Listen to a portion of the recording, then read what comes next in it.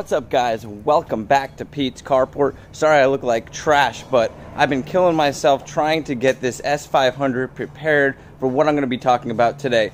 So if you guys are new to the channel, the 1995 Mercedes S500 W140 has been going through a VIP build transformation. So I've already went ahead and started working on the interior. I've got a few other things on the way too that I have not revealed.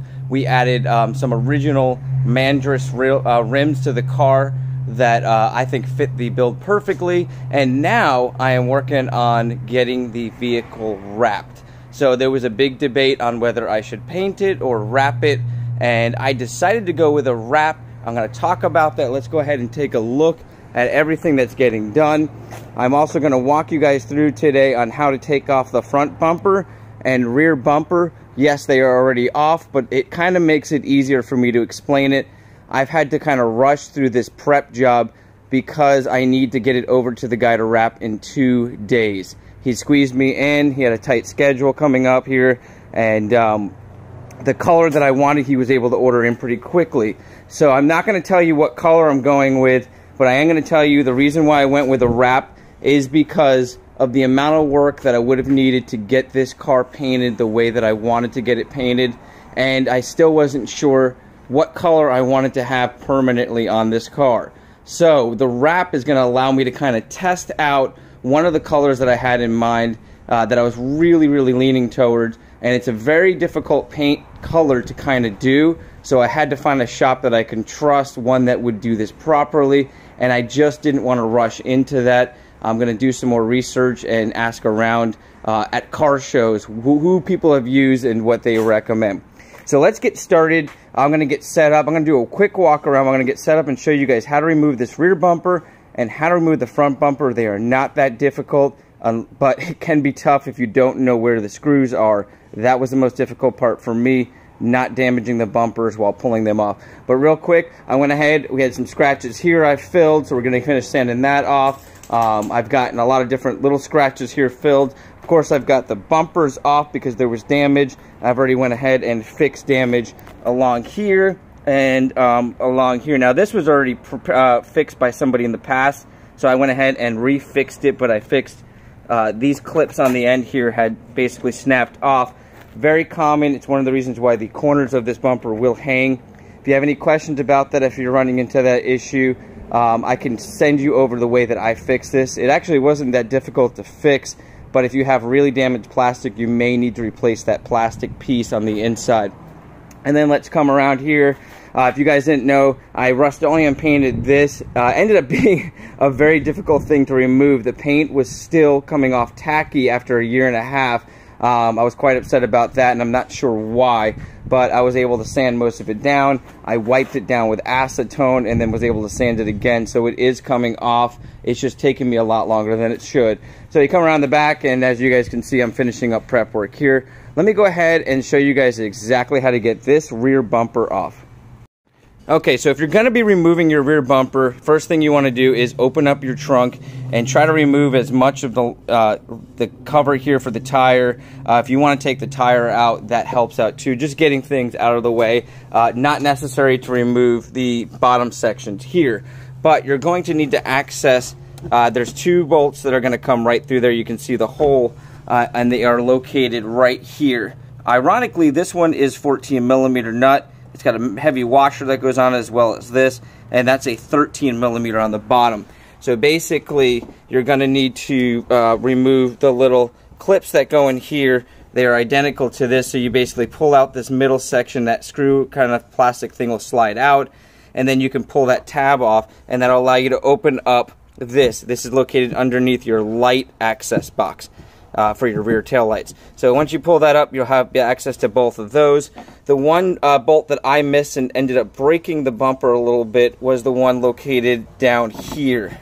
So it's located down underneath here. So you got to pull back this lining here, and that is actually going to be this piece right here. So you're going to see the access hole is right here. So it's actually located right up underneath there. So that's going to be one more bolt and nut. I think that one was 13 millimeter. And then you're going to come to the other side, and identical to the side that I just showed you, you're going to be pulling that panel off right below the light box, or the rear light access panel. And you're going to have two more just like that. Now, another little trick is, the way this bumper works is it's got almost like a clasp type thing that slides over this. So you cannot pull your bumper out this way. You do have to slide the whole thing back once you get those 5 nuts off of the bolts that are made in there. Another quick tip. I broke one of the rivets that held in this piece right here, and I was able to just put a normal screw through it, one that was big enough to fit through the hole that the rivet was made for. So that's it on the rear bumper. Very, very simple to take off the rear bumper. Let's work our way around to the front bumper now. Sorry I'm rushing through this. I really wanted to do this video because it frustrated me a lot trying to take both these off, trying to find the access points.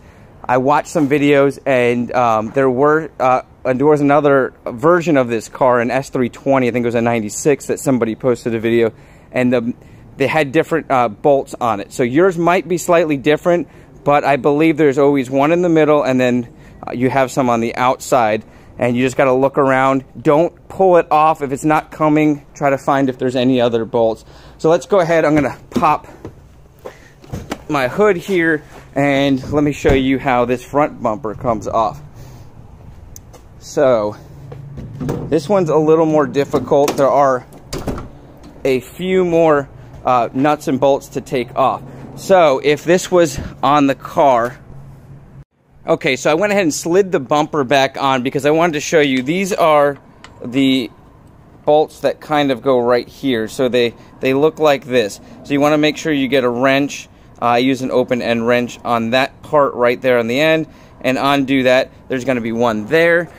There's going to be one there. Now, the next part you're going to want to access is you're going to want to pop off these panels here. This one here has your temperature gauge on it. And this one here is just a blank. And if you look down here, that's going to be the bottom section to that top part. So this is basically like a little bracket that goes straight up and down that attaches to the bumper. And there's going to be two nuts, one nut there, and you're going to have the exact same thing right there. Now, once you get those 4 nuts off, that's going to be your main part to hold on this bumper. Then you're going to have to come down here. Let me go to the other side. I like to turn the wheel so you can access into this panel really nicely. And you're going to be able to pull back this, and you've got this little clip here, and you're going to have an 8 millimeter screw that goes in there. These are going to be on both sides. Make sure you don't pull the bumper off without removing those, or you will damage those corner pieces. And those are the 2 pieces that I had to fix because my bumper was sagging over there. Now, if you look here, these are the little clips. So it goes into that metal bracket that attaches to the fender here. So this little bracket attaches up in there, and then this is going to screw to your bumper, so that's going to hold it in place right there.